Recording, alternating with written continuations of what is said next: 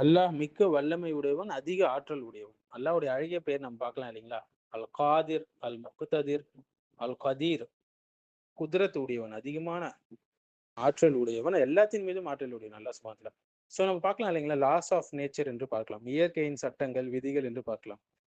So இஸ்லாமிய அகீதால நீங்க பார்த்தீங்கன்னா சகோதரர்களே, இயற்கையுடைய சட்டங்கள் லாஸ் ஆஃப் நேச்சர் என்பது அல்லாஹ்வுக்கு வெளியே இருக்கக்கூடிய ஒரு சுயாதீன சக்திலாம் கிடையாதுங்க. அது எல்லாமே அல்லாஹ் உருவாக்கிய ஆதா.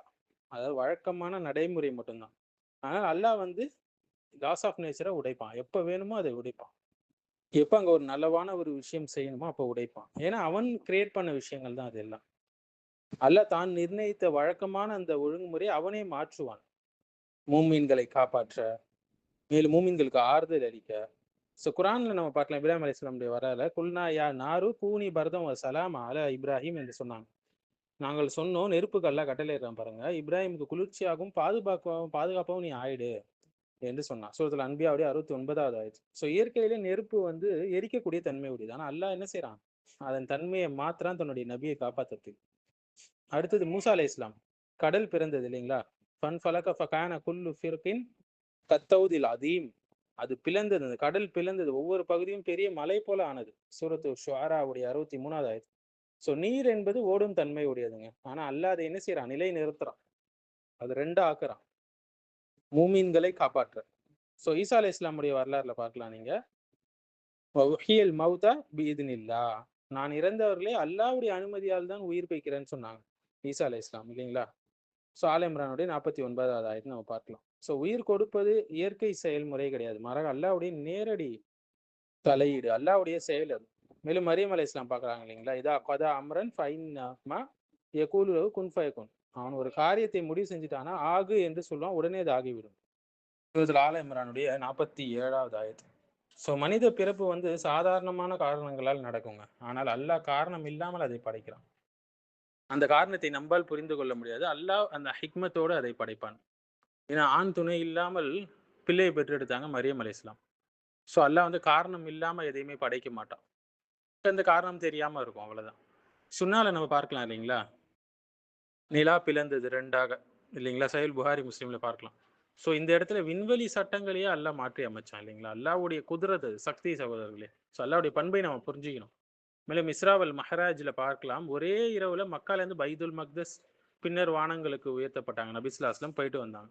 ஸோ காலம் மற்றும் தூரம் பற்றிய நமது அளவுகள் அங்கே மீறப்படுது. இயற்கையுடைய விதிகள் உடைக்கப்படுது. தன்னுடைய நபிக்கு உயர்ந்த கண்ணியத்தை அவன் கொடுத்தான். மேலும் நபியுடைய கையிலேருந்து விரல்கள்லேருந்து தண்ணி வந்தது இல்லைங்களா? சஹீல் புகாரில பார்க்கலாம். எல்லாம் அவங்களுக்கு வந்து நிகழ்ந்த அதிசயங்கள், அற்புதங்கள். இது எல்லாமே சூப்பர் நேச்சுரல் என்று சொல்லுவாங்க இல்லைங்களா? இதெல்லாம் சயின்ஸ வச்சுலாம் நம்மளால சொல்ல முடியாது. சயின்ஸ வச்சு இதெல்லாம் முடியும், சாத்தியம் சாத்தியமே கிடையாது. சயின்ஸுக்கு அப்பாற்பட்ட அபாரமான செயல்கள் இதெல்லாம். எந்த மனிதனாலும் இதை செய்ய முடியாது. இது முஅஜிஸா. அல்லாஹ் தன்னுடைய அடியார்களுக்கு, தன்னுடைய நபிமார்களுக்கு அவன் கொடுக்கக்கூடிய அற்புதம். தன்னுடைய தீனை வலுப்படுத்துவதற்கு இன்னும். மேலும் கராமத்துல் அவுலியா, அவுலியாக்களுக்கு அல்லாஹ் என்ன செய்வான்? இந்த கராமத்துகளை, அற்புதங்களை தருவான். அவங்களை உறுதிப்படுத்துறதுக்கு, தன்னுடைய எதிரிகளை வீழ்த்துவதற்கு. ஏன் அல்லாஹ் இதெல்லாம் செய்றான்னு பார்த்தீங்கன்னா, நம்ம ஆல்ரெடி சொன்னதுதாங்க. நபிமார்களின் உண்மை தன்மையை அவன் நிரூபிக்கிறான் மக்களிடம். மக்கள் அவர்கள் உண்மையான தூதர்கள் என்பதை அறிந்து கொள்வதற்காக இப்படி செய்றான். மனிதர்களுடைய அகந்தையை உடைக்கிறான். நான் அறிவால எல்லாத்தையும் கட்டுப்படுத்துறோம் என்ற எண்ணத்தை அவன் உடைக்கிறான். ஏன்னா நம்மளால இது எதுவுமே செய்ய முடியாது. ஸோ அல்லாஹ்வுடைய முழு அதிகாரத்தை அல்லாஹ் இங்கே காட்டுகிறான். அவன் மீது எந்த சட்டமும் கிடையாது, எந்த கட்டுப்பாடும் கிடையாது. அவன்தான் அல் ஹக்கீம், அவன்தான் அல் கதீர். எப்படி இதெல்லாம் நடக்குது அப்படின்னு சொல்லி கேட்டீங்கன்னா, இயற்கை சட்டங்கள் எல்லாம் சுயமா இயங்குறது இல்லைங்க. பலர் அப்படி சொல்லுவாங்க இல்லைங்களா? ஆனா அல்லாஹ் தான் ஒவ்வொரு நிகழ்வையும் உருவாக்குகிறான். இமாம் இப்னு தைமிய்யா ரஹிமஹுல்லாஹ் சொல்லுவாங்க அழகா, அல்லாஹ் தான் காரணங்களையும், அதன் விளைவுகளையும் படைத்தவன். அவன் விரும்பினா காரணம் இல்லாமல் விளைவை உருவாக்குவான். அதாவது நெருப்பு வந்து எரிக்கும். ஆனா அல்லாஹ் நெருப்பை எரிக்காமல் ஆக்குவான். அதனுடைய தன்மையை மாற்றுவான். அல்லாஹ் மாற்றுவான்.